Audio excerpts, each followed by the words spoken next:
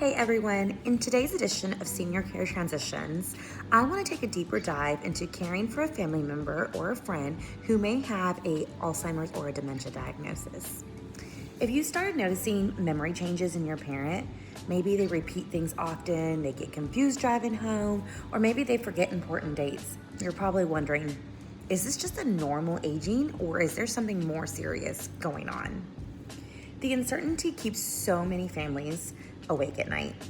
As someone who's spent over a decade in senior caregiving and hospice and now helping families plan senior transitions here in Arkansas, I've really just seen how difficult all of these questions can really be. My goal today is to be simple, to help you understand the difference between normal memory loss and signs that it might be time for memory care and what that step really looks like. By the end of this video, you'll know what to watch for, what to ask the doctors and communities, and how to really start conversations with compassion.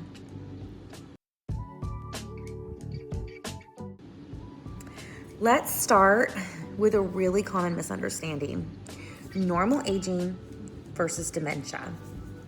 We all forget things sometimes. Maybe we misplace our keys, we forget someone's name, or we walk into a room and wondering why we're there. I do it all the time. That's normal aging. But dementia, it changes how the brain works and not just how it really remembers. It affects the reasoning, the judgment, and the ability to live safely day to day. Here is a really quick breakdown. Normal aging: occasionally forgetting your appointments but remembering them later, misplacing an item and then you find it, needing a reminder for medicines but still taking them correctly. Whereas dementia, it's more about forgetting long known information, putting the keys in the freezer, repeating questions constantly, or completely getting lost on familiar routines like driving from Benton to Little Rock.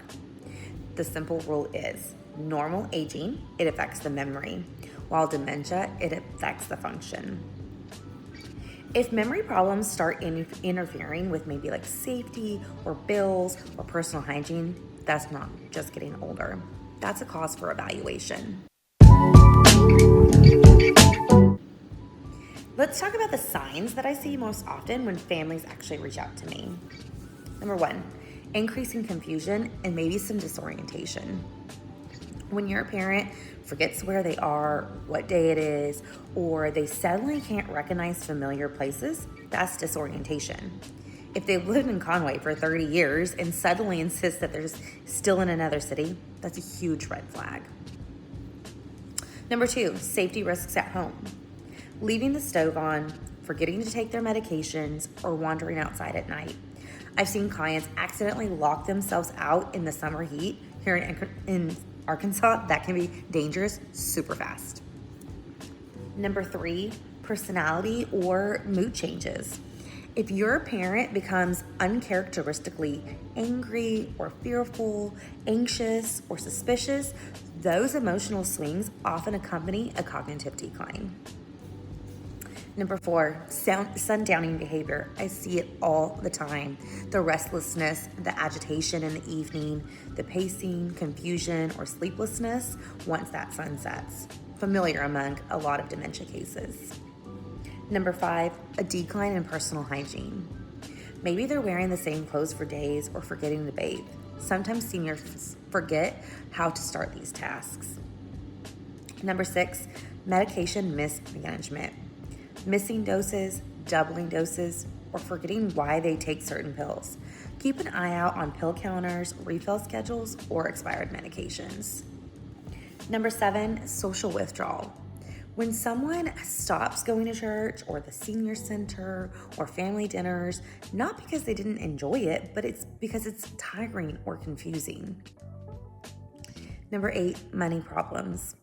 Unpaid bills, giving money to scammers, or general confusion with finances. Dementia affects the judgment really quick in this area. Number nine, repetitive behaviors. So they're telling the same story, asking the same question minutes apart. This isn't rudeness, it's memory gaps refilling with repetition. And number 10, getting lost in familiar places. Driving to the grocery store or to church and then suddenly not knowing where they are. This one breaks families' hearts, and it is a serious safety risk. Number 11, poor judgment. So maybe they're letting salespeople in, dressing in winter clothes in July, or maybe they're wandering outside barefoot, all indicators of declining executive function. Number 12, let's talk about caregiver burnout. If you, the son or the daughter or the friend, feel physically or emotionally exhausted keeping them safe, then there's a sign that your family may need memory care support as much as your parent or friend does. Remembering a single sign might not mean it's time yet, but consistent patterns across several of these usually are. Many families, they ask me, can't mom just stay in an assisted living longer? And you know what? Assisted livings, they focus on helping with the daily tasks. So the cooking, the cleaning, the medications, but not cognitive management. Once that confusion and safety risks start appearing, staff resources are stretched thin and your parent needs constant supervision. Memory care, it just adds, in addition to what you need, it adds 24/7 trained dementia staff with secure doors and monitored courtyards for wandering safely. It also has lower staff to resident ratio, which helps make sure that your parent or family member is taken care of.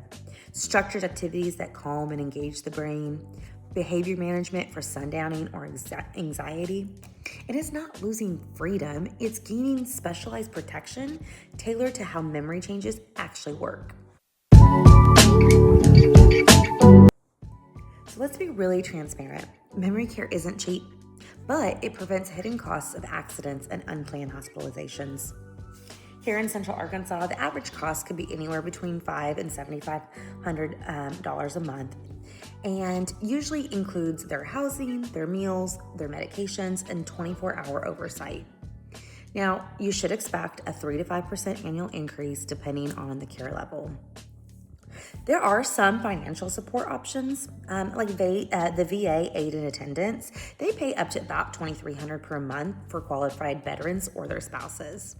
Or there's the Arkansas Medicaid program.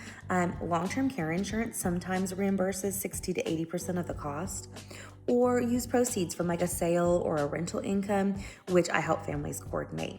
The earlier that you plan, the more options you really have.